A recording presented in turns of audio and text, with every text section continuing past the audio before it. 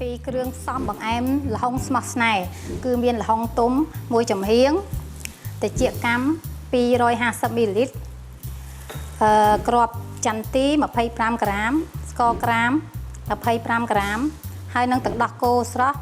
200 មីលីលីត្រអញ្ចឹងល្ហុងយើងត្រូវចិតយកគ្រាប់ចេញហើយបើយើងចង់ធ្វើម៉ូតក៏បានចាគ្រាប់ចន្ទីគឺយើងបុកឲ្យម៉ត់បើមិនម៉ាស៊ីនកិនគឺយើងកិនជាមួយម៉ាស៊ីនក៏បាន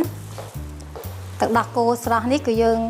ចាក់វា200 មីលីលីត្រហើយត្រចៀកកាំនេះគឺយើងចំហុយឆ្អិនស្រាប់ចំនួន250 មីលីលីត្រហើយនឹងស្ករក្រាមចាអញ្ចឹងខ្ញុំនឹងបង្ហាញពីរបៀបធ្វើបង្អែមល្ហុងស្មោះស្នេហ៍ចាអញ្ចឹងយើងចាប់ផ្ដើមពីរបៀបធ្វើបង្អែមល្ហុងស្មោះស្នេហ៍ជាដំបូងយើងត្រូវយកទឹកដោះគោជាមួយស្ករក្រាមហើយនឹងគ្រាប់ចន្ទីនេះដាក់ចំហុយឲ្យពុះចា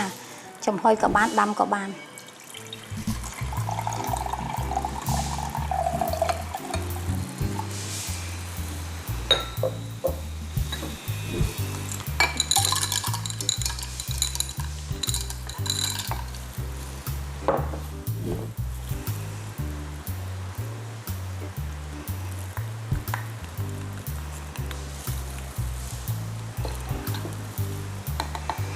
ចាអញ្ចឹងគឺយើងដាំដល់ពុះចាប្រហែលជា10ទៅ15នាទីពុះ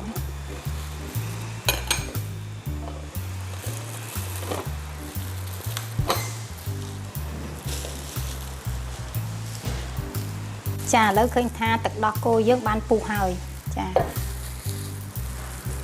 ញ្ចឹងយើងចាប់ផ្ដើមរៀបបង្អែមល្ហុងស្មោះស្នេហ៍ចាគឺវិធីធ្វើងាយដែរទេបងប្អូន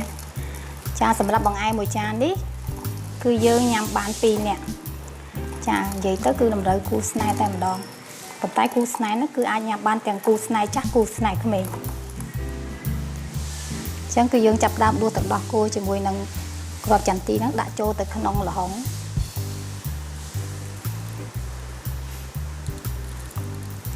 ចាបើបងប្អូនមានគ្នាសមាជិកច្រើន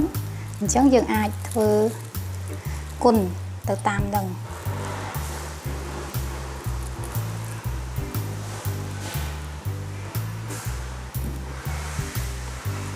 ពេញទេចាអញ្ចឹងគឺយើងអាចញ៉ាំបានច្រើនអ្នក